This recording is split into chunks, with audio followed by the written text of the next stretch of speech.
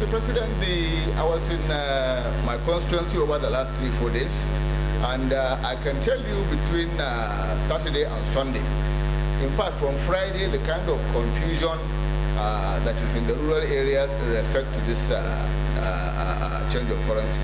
First of all the banks in my area are now inundated. The queues are spilling out onto the streets. There is not a single ATM machine that is dispensing this new note in my constituency.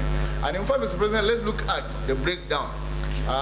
We're talking of my state has only about 33 banks. In the whole the idea was that there were billions of naira being hoarded by politicians, by big people, by crooks, who will now find it difficult to bring it back and change the system. So that by the time the deadline arises, we'll have a huge pile of cash and we'll have punished recalcitrant naira holders and so on and so forth. This was the same, just like the motion of that. This was the same thing in India.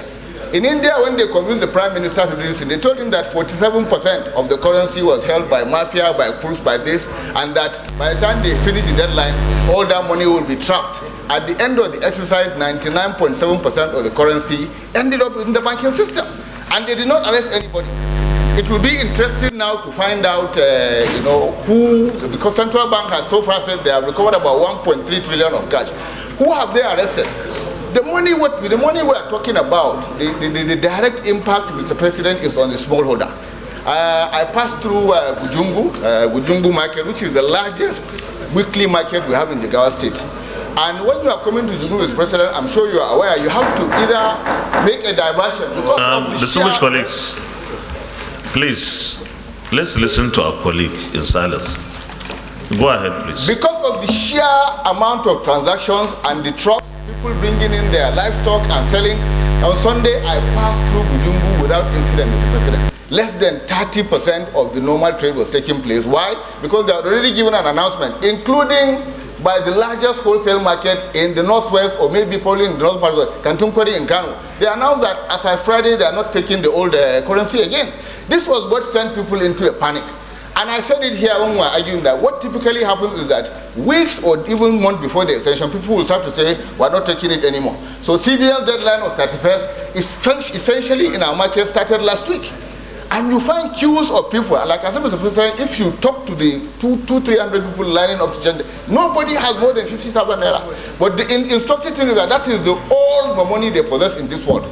So, Mr. President, I think we should go beyond the technicalities and the statistics being churned out by CBN and appeal to the central bank governor to have an extension. It's not because the whole essence, if we are focusing on just putting the deadline, is that we are now saying, yes, we want to be punitive, just like he said when he announced the policy. We are trying to catch people who have hoarded money. I can assure you, Mr. President, anybody that had 10 billion naira in cash as at that point in time has changed it. The people that, when we see it happening every day, people that have taken this money, they change it to dollars. One person changed 109 billion naira that he sold to dollars. That's what's pushing up the exchange rate. So forget catching any big man. The problem is with the smallholder, with our small traders, who now, because what it's going to do is it's going to affect general commerce in the country. India lost 1.7% of its GDP. Because there's simply money. You enter, you stop Keke Napep now, he will ask you, do you have new money? If you don't have new money, you have to wait. So he loses his business because out of 20 passengers, maybe one person will have the new notes. People are stranded, they cannot engage in commerce, they cannot engage in legitimate trade. Because all of a sudden, this panic has set in. So, Mr. President, I support this motion in its entirety, and I hope that the CBN governor will see reason. Thank you very much.